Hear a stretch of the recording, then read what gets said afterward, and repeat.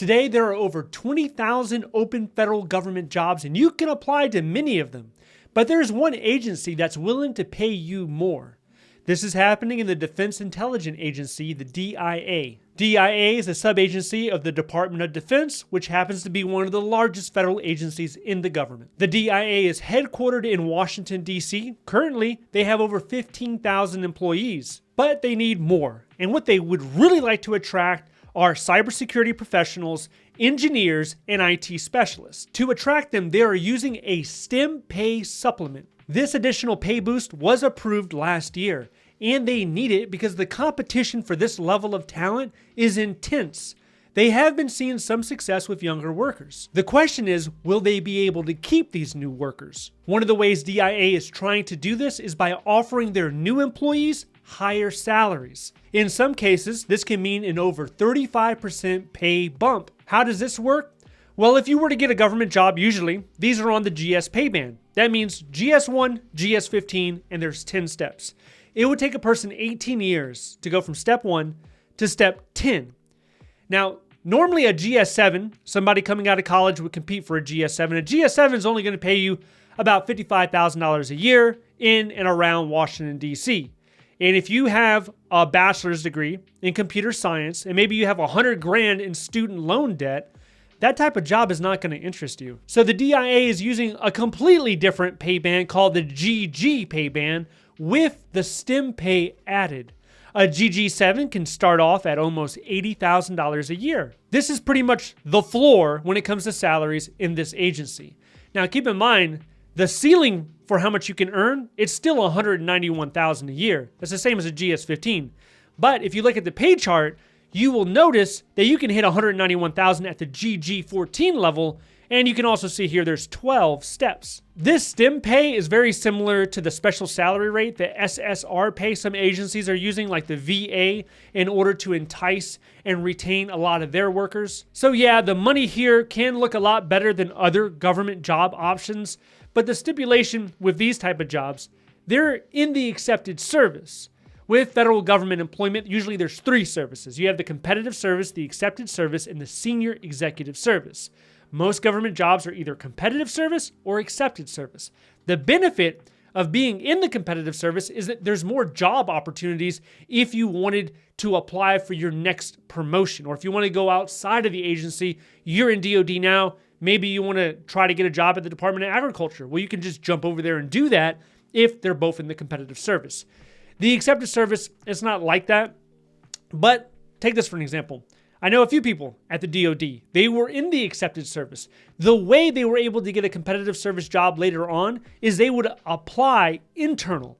So internal to DoD, you have to read the job announcement, but a lot of times these job announcements will be open to internal as well, not just competitive, but internal.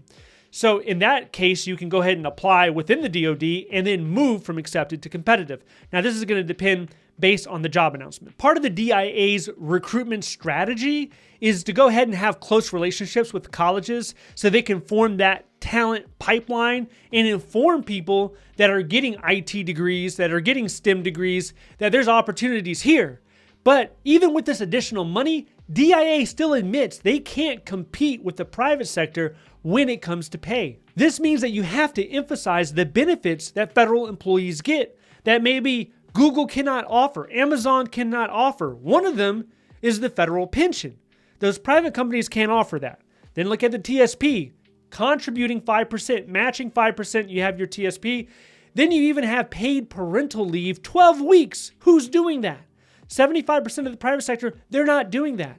So showcase those benefits to entice that talent. Another challenge they're facing is people don't like the idea of this structured hierarchy system.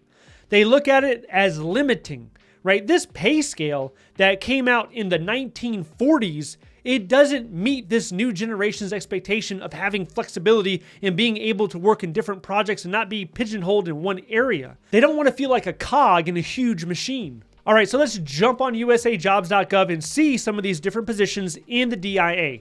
We can see over a dozen different jobs open today. A lot of these, either IT or contract specialist jobs. For the IT jobs, a lot of these are in the 2210 job series.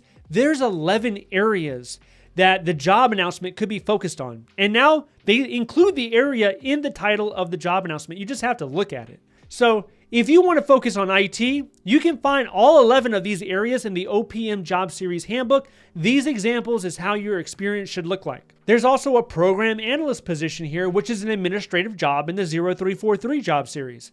The way that most of the job announcements for DIA are structured is there is no specialized experience section. Instead, under qualifications, you can see assessment factors and highly desired skills. This job is in Colorado, and the way the assessment factor is listed, it looks pretty generic. It's kind of leaning towards IT, but if you look at the highly desirables, you can see here they specifically say they would like it if you have an understanding of DIA-CIO practices. There are also multiple acronyms here that you really would have no idea about unless you worked at this agency. Even though this job announcement says open to the public, it seems like they're looking for someone who either has experience with the agency or maybe even an existing employee that's looking for a promotion. So how is it to work at the DIA? Apparently, it's pretty good. It has a ranking of 3 out of 17 for large federal agencies. The pay is ranked 2 out of 16, and their satisfaction score is around 72. Another factor with these jobs in the DIA is they're going to require a security clearance. More often than not, it's top secret with SCI. That means you could have a polygraph. This extends the hiring process.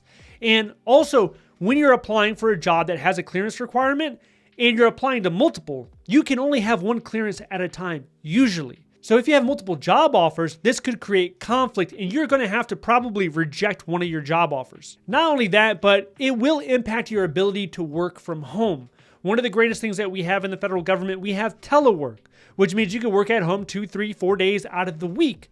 And if your responsibility is to interact with classified documents, then you can't do that at home, right? So they're going to want you to be in the office longer. This could be a huge hang-up for a lot of people. Other people, they don't care. They don't care if they have to be in the office or they're at home. Now, do you need a pre-existing clearance to be competitive for one of these jobs? No, you don't. And a lot of people think you have to join the military or be a part of a defense contracting group that supports DIA in order to have a shot, in order to be competitive. But that's not the case. You can apply. As long as you have the right experience, you're going to be considered, you're going to get referred and or interviewed, and you have a shot at these jobs. Don't think that you have to take a defense contracting job first. And don't think that having a clearance is somehow going to put you above someone else, because they're looking at your experience first and foremost. Another good thing about DIA and pretty much DoD as a whole is that there's so many military bases throughout the country.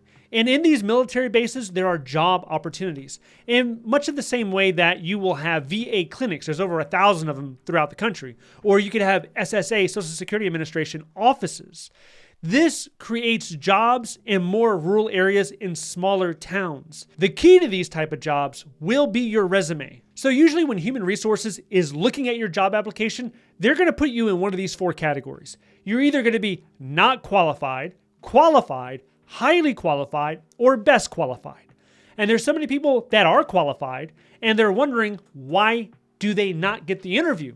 Because being qualified in that situation, it wasn't good enough. You needed to be best qualified. How do you become best qualified? You have to showcase your experience in a compelling fashion within your federal resume. And it's even better if you can make it on the first page. The first or the second page. If we could tell success stories that clearly demonstrate how proficient we are on the skills that are needed for that job announcement.